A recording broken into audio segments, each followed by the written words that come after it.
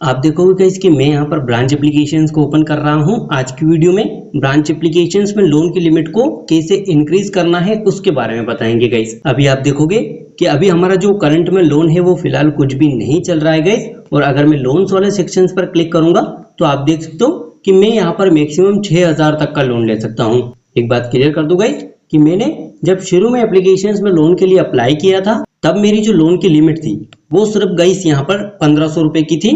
और अभी जो मेरी वर्तमान में लिमिट है वो यहाँ पर 6000 की है। तो इतनी लिमिट गाइस मैंने कैसे की?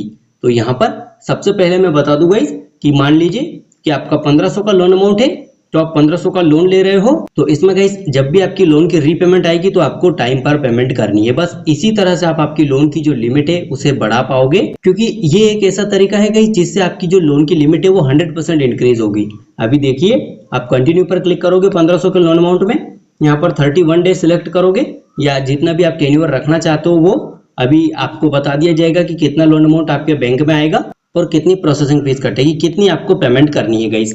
ये सारी डिटेल्स आपको यहाँ पर पता चल जाएगी। तो अभी आपको व्यू लोन डिटेल्स पर जाना है। व्यू लोन डिटेल्स पर आप जाओगे गाइस तो इसमें देखोगे कि आपको जो गाइस रीपेमेंट कब करनी है उसका शेड्यूल आपको यहाँ पर दिखा रहा है। तो आप देखिए कि जो डेट है वो ये है और आपको इस डेट को पेमेंट करनी है। तो काफी यूजर्स क्या करते हैं गाइस, मान लीजिए कि आपने 30 तारीख को लोन लिया है, अगले 30 तारीख की पेमेंट है, तो वो क्या करते हैं कि 30 तारीख को लोन लिया, 5 तारीख पेमेंट कर दी। तो ऐसा नहीं करना है। आपको जो पेमेंट है वो टाइम पर करना है और थोड़ा वेट करना है, क्योंकि 30 डेज का टेन्योर है। तो आपको कम से नहीं कम गाइस 25 दिन के बाद आप पेमेंट कर सकते हो, 20 दिन के बाद भी पेमेंट कर सकते हो। तो ये टाइमली पेमेंट हो जाता है। और अगर आप जस्ट अभी लोन लिया है, आज लोन लिया, कल रीपेमेंट कर दोगे तो ऐसा नहीं होगा। आपको टाइम पर पेमेंट करना है और टाइम से पहले आपको पेमेंट नहीं करना है। और मान लीजिए गाइस कि अभी आपको मैक्सिमम 6000 की लिमिट मिली हुई है, ये मेरे को मिली हुई है, लेकिन मैं आपको दिखा रहा हूँ, ये एग्जांपल है गाइस। आपको मैक्सिमम 6000 की लिमिट मिली हुई है और आप गाइस 2500 ले रहे हो या फिर आप 1500 रुपए की लोन की लिमिट ले रहे हो, तो इसमें होगा ये गाइस कि आपकी जो लिमिट है वो इस तरह से इंक्रीज नहीं होगी।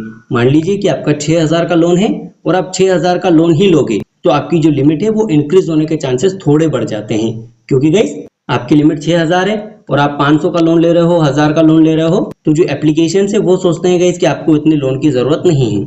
लेकिन आप जितना लोन आपको मिला हुआ है अगर उतना ही लोगे तो इससे ये प्रॉब्लम होगी कि आपके जो सिबिल स्कोर है गाइस वो नहीं बढ़ेंगे, क्योंकि सिबिल स्कोर बढ़ाने के लिए आपको अपनी जो लिमिट है उसका सिर्फ 30% ही यूज करना होता है। तो ये बात गाइस मैं आपको क्लियर कर रहा हूँ, मतलब पूरी डिटेल्स आपको यहाँ पर मिल जाएगी। अभी एक और डिटेल्स में क्लियर कर देता हूँ जो आपको यहाँ पर देखने को मिलेगा, जैसे कि ब्रांच एप्लीकेशंस में लोन की लिमिट को हम कैसे बढ़ा सकते हैं। तो ये आप देखिए कि आप जब भी लोन के लिए अप्लाई करेंगे या करते हैं तो ब्रांच आपके हैंड से डिटेल्स और डाटा का उपयोग करती है, जिसमें आपके एसएमएस भी शामिल है, यानी कि आपके मैसेजेस भी शामिल है इसमें। तो आप समझ रहे होंगे गाइस कि जो ब्रांच एप्लीकेशन है वो अपने डेटा का इस्तेमाल करती है अपने को लोन देने के लिए। ये बात हो चुकी है। अभी इस डाटा के अनुसार ब्रांच आपको क्रेडिट स्कोर देता है। अभी जो हमारा डाटा है, जितना ज्यादा डाटा होगा उसके हिसाब से हमें एक स्कोर प्रोवाइड किया जाएगा, जैसे हमारा सिबिल स्कोर होता है वैसे ही ब्रांच आपको एक स्कोर प्रोवाइड करता है। वो स्कोर अगर आपके अच्छे होंगे तो आपको अच्छी क्रेडिट लिमिट मिलेगी और इस क्रेडिट स्कोर के आधार पर लोन का निर्णय सिस्टम द्वारा लिया जाता है। आशा करता हूँ गाइस कि आप समझ गए होंगे कि मैं आपको क्या बताना चाह रहा हूँ। जो ब्रांच एप्लीकेशन से वो यूं लोन प्रोवाइड नहीं करता है, इस ब्रांच एप्लीकेशंस का सिस्टम है ऑटोमेटिक सिस्टम। तो ऑटोमेटिक सिस्टम के द्वारा आपको एक सिबिल स्कोर प्रोवाइड किया जाएगा या क्रेडिट स्कोर आप कह सकते हो। जैसे अपने सिबिल स्कोर होते हैं सेम वैसे ही एक स्कोर आपको प्रोवाइड किया जाता है और उसके हिसाब से आपको जो लोन है वो दिया जाता है। एक बात क्लियर कर दूं कि जब भी आप लोन लेते हो गाइस और लोन की रीपेमेंट करते हो और आप सोचते हो कि आपकी जो लोन की लिमिट है वो बढ़ेगी, ऐसा नहीं है।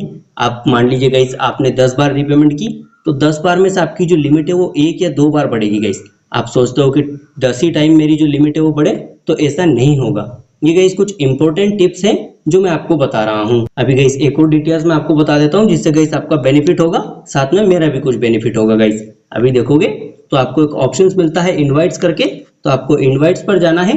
इनवाइट्स पर जाओगे तो आपको ये जो रेफरल कोड यहाँ पर देखने को मिल रहा है गाइस, सेम रेफरल कोड आपको डिस्क्रिप्शन में भी मिल जाएंगे। तो आप डिस्क्रिप्शन वाले रेफरल कोड या फिर ये रेफरल कोड दोनों ही सेम है। तो ये रेफरल कोड गाइस आपको एंटर है प्रमोशन कोड में एंटर करने हैं। जब आप गाइस लोन नहीं लो उससे पहले ही आपको ये करना है। तो जब आप लोन लोगे और उसकी रीपेमेंट करोगे तब आपको 100 रुपए का बोनस मिलेगा और उस 100 रुपए के बोनस को आप इजीली अपने बैंक में रिडीम कर पाओगे। आशा करता हूँ गाइस कि आप जो है पूरी प्रोसेस सीख गए होंगे, क्योंकि मैंने आपको पूरी इन्फॉर्मेशन स्टेप बाय स्टेप बताई है। अगर ये वीडियो आपको अच्छी लगी है तो वीडियो को लाइक एंड शेयर जरूर करिए।